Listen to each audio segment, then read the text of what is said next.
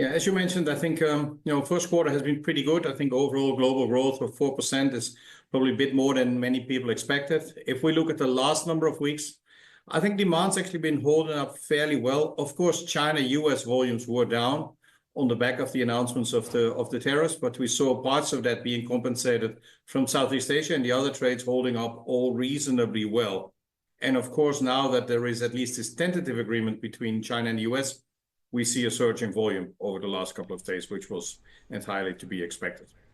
Can you give us a sense of the magnitude of the impact that you saw in terms of the reduction in U.S.-China trade, and likewise, what you're expecting in terms of the rebound? Sounds like the last 48 hours have been pretty busy for you already.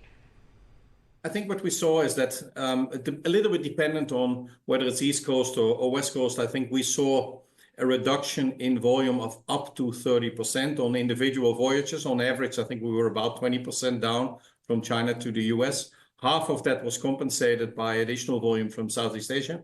And when we look at the last couple of days, then we have seen volumes skyrocketing. I mean, we have seen daily bookings being up more than 50% compared to what we had in the last couple of weeks, and also compared to the period before the tariffs, we are up in double-digit percentages.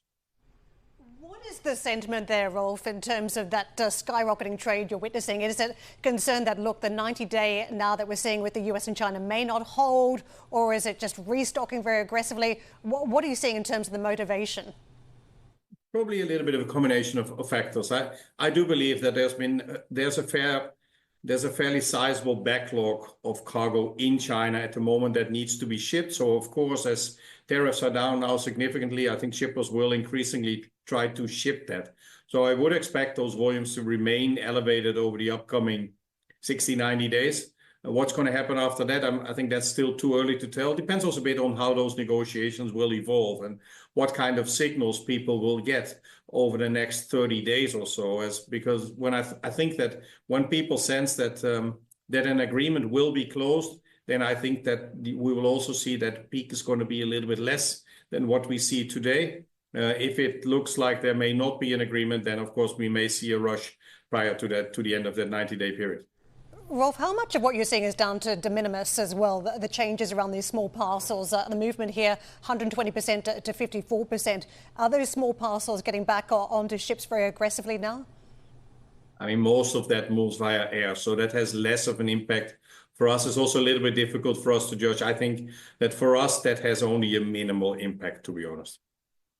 Rolf, I was just looking at an analyst note. Actually, they've upgraded you from their previous very cautious stance, one of the big brokers. But they say that there's still a structural problem with the industry, and that is that there is a vast amount more container ship on order as well. And actually, you just have this continual overcapacity problem. How do you respond to that?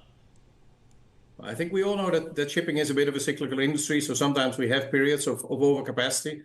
Would also say, though, that I think we've been discussing about this looming overcapacity for the last 3 years, yeah, and the last 5 years have definitely been good for shipping, where demand and supply were very much in balance. And I think what we've also learned from the last couple of years is that we need to have a couple of extra ships, because take, for example, the Red Sea situation that we've just gone through over the last year and a half. If we would not have ordered any ships, then we would have had massive problems to keep those supply chains flowing. Whereas now we were at least able to deploy some additional capacity and keep the ships going week in, week out, and making sure that everybody got their goods largely on time, even if transit times were maybe a week or 2 weeks longer. I've just found a new website, Rolf. You probably have heard of it, or you dismiss it. It's called maritime-executive.com. You are a maritime executive. And the article I'm reading says container ship overcapacity, though, could last to 2030 or beyond. You dispute that, don't you?